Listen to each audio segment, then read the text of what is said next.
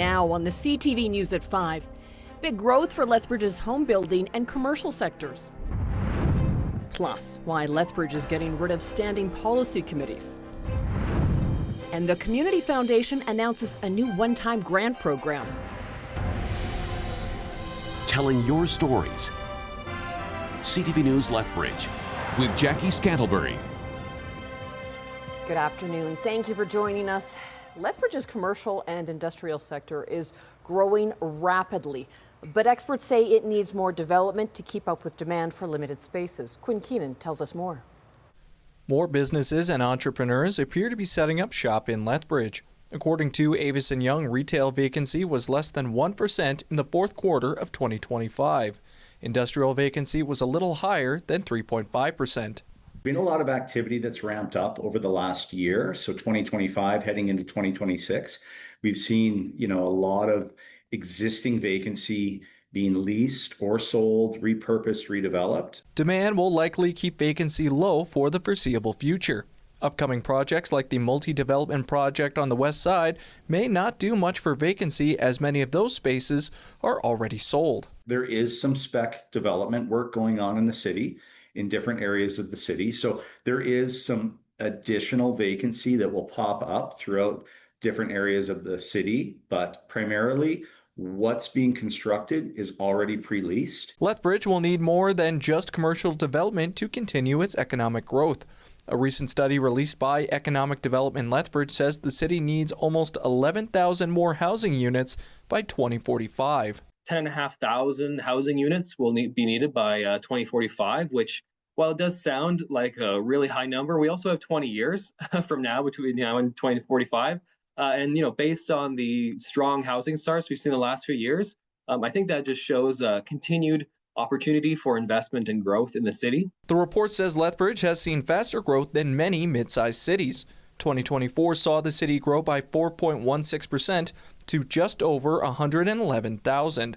Collaboration between Lethbridge's construction and business community is needed to create sustainable growth. Giving us kind of a roadmap to work with the city, with developers, with regional partners on how do we achieve, maximum economic growth in a sustainable manner, while, protecting infrastructure, working on the needs of, the business community. Quinn Keenan, CTV News, Lethbridge. Now some good news for renters in Lethbridge. A new report by rentals.ca shows a slight drop in rent prices in January. According to the report, a one-bedroom unit rented for about $1,300 in January, which is down more than 2% compared to 1 month ago. The average price for a two-bedroom unit rose slightly to $1,500 per month. A total of 60 communities across the country were analyzed for the report, with Lethbridge ranked 8th cheapest. And Lethbridge City Council will be returning to Community Issues Committee and dissolving standing policy committees. Today, Council voted 7-2 to update the bylaw and move to a Community Issues Committee. The Audit SPC and Economic Finance SPC, those will remain, but the other committees will move to the CIC. Meetings will still be held on every second Tuesday and consist of every council member rather than only a select few. The mayor says the CIC will provide focused oversight, increased transparency, and more public participation. It's really had a track record for decades that we had it here in the city of Lethbridge before, and we're just bringing back that because, it worked. Council still has to approve its new Community Issues Committee calendar.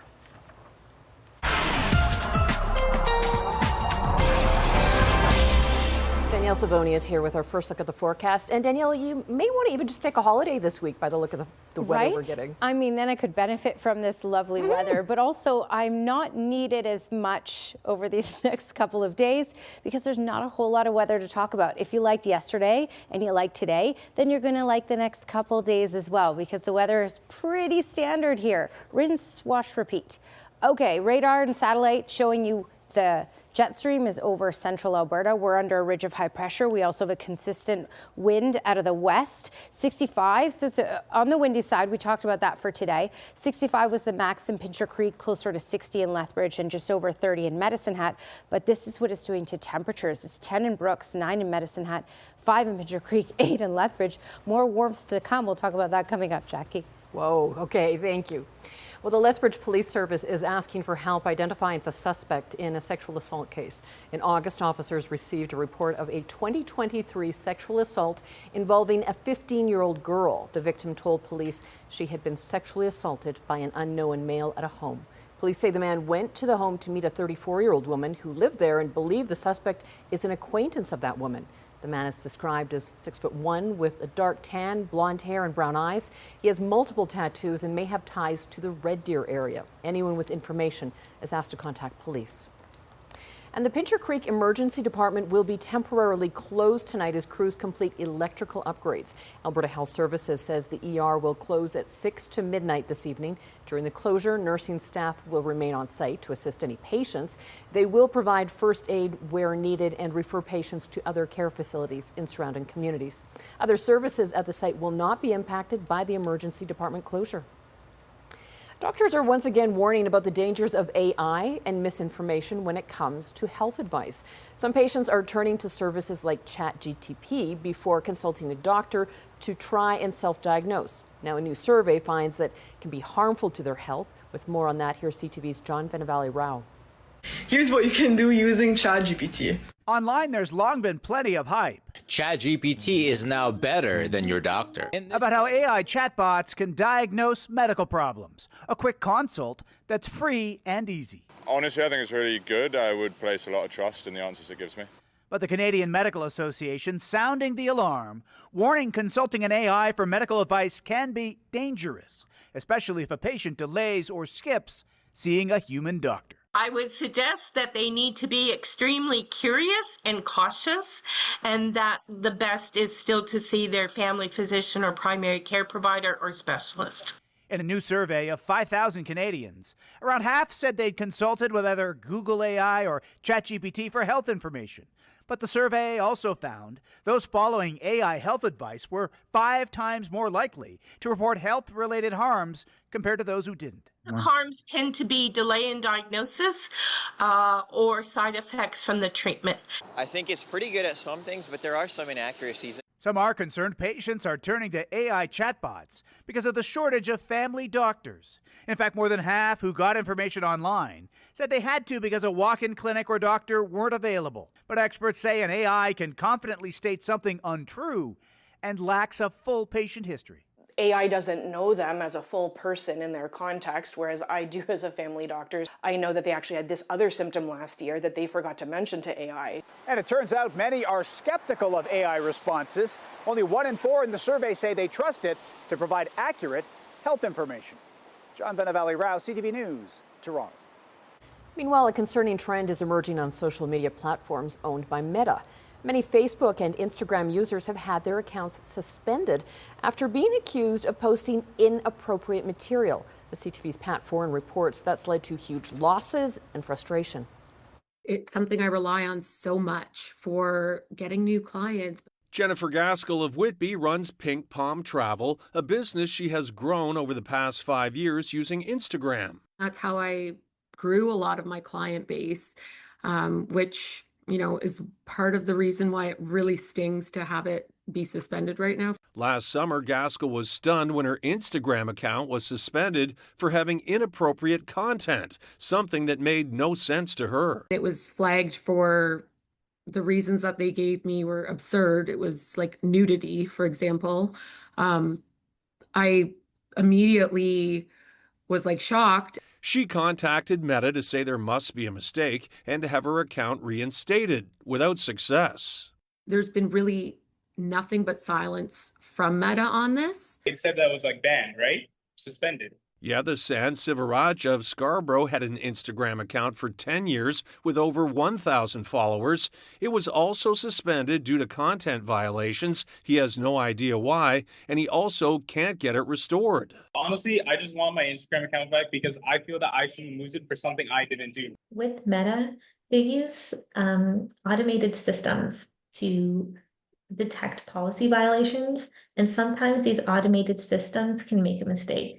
A social media expert says having suspended social media accounts reinstated can be difficult. All the content we're posting online, again, is rented to these social media platforms. It's not really our own. We don't have control over it the way we wish we could. A Meta spokesperson told CTV News support for Facebook and Instagram is available online, and there are steps to take to have accounts restored. But after months of trying, Sivaraja and Gaskell remain locked out of their accounts. They had to open new ones and start all over again. Personally, I've had a 50% drop in inquiries, so it does have a direct connection.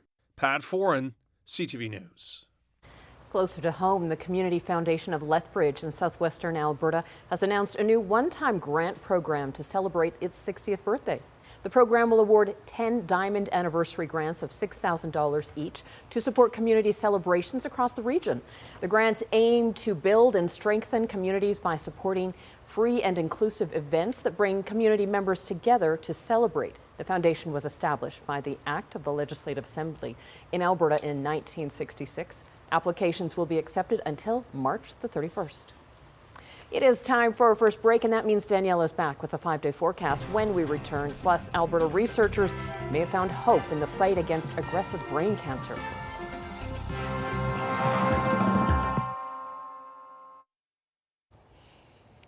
Here's your Skywatch weather camera facing northwest. Today, stunning. I mean, yep, it's February on the calendar, but not in our weather. This is spring-like weather. This is a good old false spring because we'll likely be thrown back into winter quite soon. In fact, by Tuesday of next week, most of southern Alberta will have daytime highs in the minus single digits, and it looks like a stretch for that week. So it won't be as warm next week. Keep that in mind. So take this all in and enjoy it as best as you can. 65 kilometers per hour. That was the max gust in Pincher Creek today, closer to 60 in Lethbridge, just over 30 in Medicine Hat. The winds will be much calmer out there for tomorrow, but temperatures will actually still remain quite similar to what we had today. Today, 7 was the high and also the current temperature in Calgary. It's 7 right now in Lethbridge, 4 in Pincher Creek, 8 in Medicine Hat and Milk River, 9 in Brooks. These are some really nice temperatures for this time of year, that's for sure. All right, this is the cloud cover following along the jet stream. That's the edge of the ridge of high pressure. South of that, we're under the ridge of high pressure. Sinking air, sunshine, as you just saw by that camera shot. And also warmer temperatures from this as well. This is a trend and a pattern that we are in for basically the rest of this week. You'll notice a difference by Sunday. We won't be able to get quite as warm on Sunday, even small chance of moisture on Sunday, maybe even a couple snowflakes Sunday night. And then by next week, it's certainly cooler. All right, the jet stream is over us. It starts to shift by Friday. That's a quick little shift, but we'll certainly notice a long-term shift in the jet stream by next week. Okay, futurecast, maybe some cloud cover pushing in at times in the far south, but overall, we're not looking at any real active weather for this week, really up until late Sunday. But even late Sunday, it's just a 30% chance. We do need the moisture. We're not getting it. -4 overnight in East Kootenay area. Fog patches developing that will carry into the morning hours. Wind chill of -6 for the morning and a high of 5 in the afternoon, mainly cloudy skies. All right, Crowsnest Pass -7 overnight, wind chill of -13. So that's basically what it will feel like in the morning hours when off to work and school, around -12, -13 with the wind chill. But then in the afternoon, 6 degrees, mainly sunny skies. A little on the windy side, 40 kilometers per hour, but that's certainly an improvement from today. 40 kilometer per hour gusts that will tame down this evening in Medicine Hat, and then calm winds for tomorrow. But even with those calm winds, even if it's 10, 15 kilometers per hour, that could create a wind chill of -13 for your morning commute. 6 degrees by the afternoon, mainly sunny skies. And when you look at Lethbridge, 9 degrees for tomorrow. So likely even a degree warmer than today. Wind chill in the morning, -11, so layers will be a good thing to wear because you won't need much of those layers in the afternoon. Double digits for Thursday, and then we start our cooling trend, our slow cooling trend, Friday and through the weekend.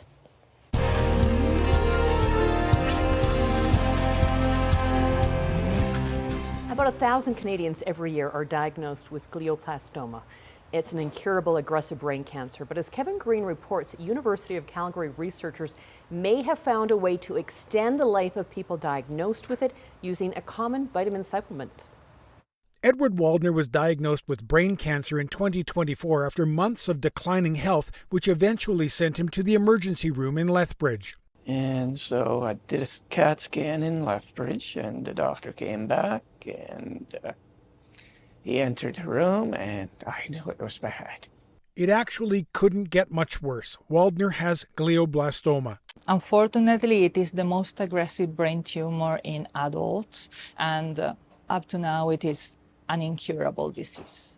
Waldner didn't give up. After surgery and chemo, he enrolled in a research study at the University of Calgary looking at whether high doses of niacin or vitamin B3 can slow or halt the tumor's growth. We instantly jumped on it and said, why not?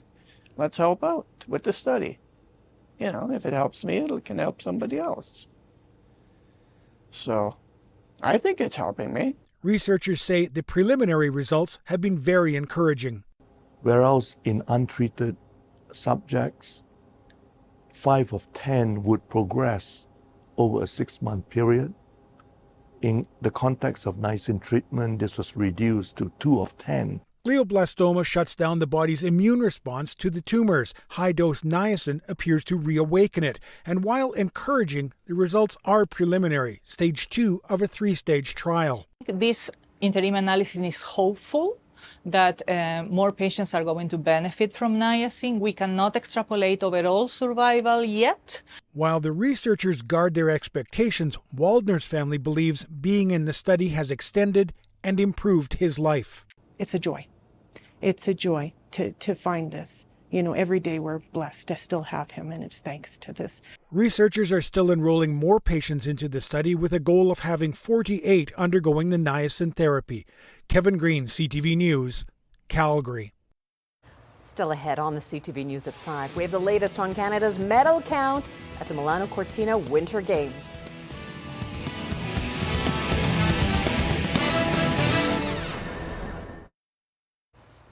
As the Lethbridge and District Pro Rodeo celebrates its 5th year this summer, it will do so with a familiar name at the helm. Rodeo producer Keenan Vine has signed a multi-year contract to continue as executive producer of the rodeo. Following a multi-year hiatus, the rodeo returned in 2022 and has set new record attendance numbers since. Vine has been a part of the team leading the production. Along with the rodeo, he has worked with the Calgary Stampede, Canadian Finals Rodeo, and the American Rodeo. The Lethbridge and District Rodeo is set to return August the 20th. Now, a mix of highs and lows for Team Canada on what is officially day 4 of the Olympic schedule. But Canadian athletes have added to our nation's medal count. CTV's Scott Hurst reports. Down and out. Captain of the Canadian women's hockey team, Marie-Philippe Poulin, did not play against the Americans on Tuesday. She's listed as day-to-day with a lower body injury after taking a hit into the boards during Canada's win over Czechia Monday night. Losing her is obviously a big one because the United States have been the better team internationally over the last couple of years. And the United States proved to be too strong on this day, beating Canada to remain undefeated in the preliminary round of the women's hockey tournament. Staying on the ice, Canada is back on the podium, this time in short track speed skating, a silver medal in the mixed relay event. So close to the podium in Beijing, so it kind of feels special just coming back here and just getting ourselves on the podium. A shared moment of joy for Kim Boutin, Courtney Sarreau, William Dangenou, and Felix Roussel. Florence Brunel and Stephen Dubois also getting medals for skating in the earlier rounds. Figure skater Steven Gogolev with a strong performance in the men's singles short program with a score of 87.41, setting himself up for the free skate on Friday. So far so good for opening ceremony flag bearer Mikhail Kingsbury, third in moguls qualification, just behind his teammate Quebec City's Julien Viel. Both are moving on to the finals. And making its Olympic debut, women's alpine team combined. One skier tackling the downhill speed event, the other racing the more technical slalom course. Canadians Valérie Grenier and Laurence Saint-Germain finishing 13th. So the medal count now stands at 3, 1 silver and 2 bronze, with more athletes in the mix for medals tomorrow, including in the ice dance final. 3 Canadian pairs, led by Piper Giles and Paul Poirier, third heading into the final event. Scott Hurst, CTV News, Toronto. And as athletes prepare to compete in the games, the medals they're chasing are worth more than ever. Hundreds of medals will be awarded in Italy this month. And according to FactSet tracking, the values of gold and silver have recently skyrocketed, up as much as 200%. Gold medals are now worth about $2,300 US. That's more than double the value at the Paris Olympics. In 2024, silver medals have also tripled, coming in at around $1,400 US. Still ahead on the CTV News at 5. Another game at the Winter Olympics is pin collecting. We've got that story on the other side of this break.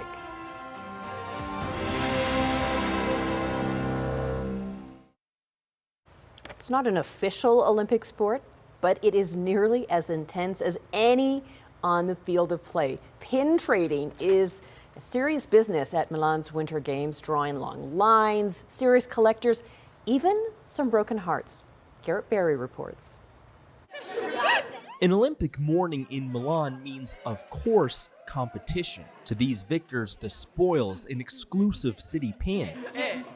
To many others, broken hearts if they arrived too late for the prize. Yes, we are trying this, but it's not going great for now. We don't have any pins for now. The quest for Milan's perfect pin will take you all over the city. Each day here, there's a scavenger hunt of sorts, where the city's tourism information board posts a new location in the morning, and pin collectors congregate here to try to get a chance at a limited edition giveaway. This morning in Milan's Navigli district, people waited hours for the small souvenir.